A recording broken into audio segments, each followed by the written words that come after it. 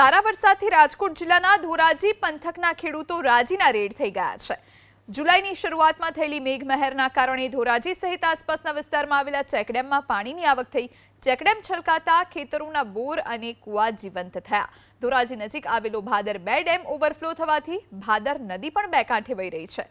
પ્રથમ રાઉન્ડમાં જ સારો વરસાદ થતા ઉનાળુ વાવેતર સમયે પાણીની અછત નહીં રહે તેવું ખેડૂતોનું માનવું છે।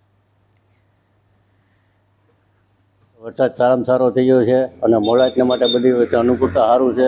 સિંગ, મગફળી, કપાસ, સોયાબીન, કઠોળ બધાને માટે અનુકૂળતા અને અમારા માટે અતિ ઉત્તમ સારામાં સારું હજી વરસાદ આવશે અને ચેકડેમો ભરાઈ ગયા છે, બધા ડેમો છલકાઈ ગયા છે, એનાથી અમે ખુશખુશાલ છે અને ઉનાળુ પાકમાં પાણી કામ આવશે।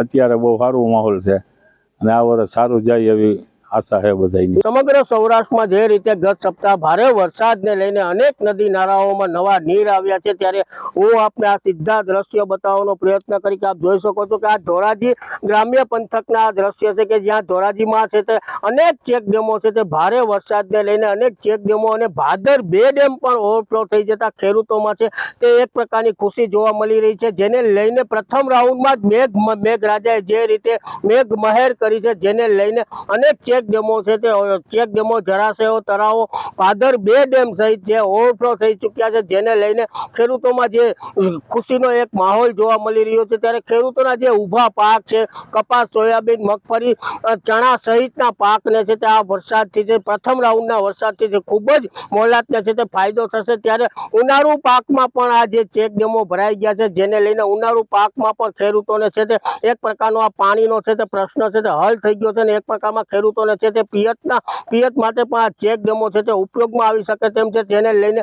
આજે ખેડૂતોમાં જે રીતે અને એક ધારો વરસાદ જે રીતે ગત સપ્તાહ વરસી ગયો, જેને લઈને ખેડૂતોમાં છે તે એક પ્રકારની ખુશી જોવા મળી રહી છે। નિલેશ મારું, એબીપી અસ્મિતા, ધોરાજી।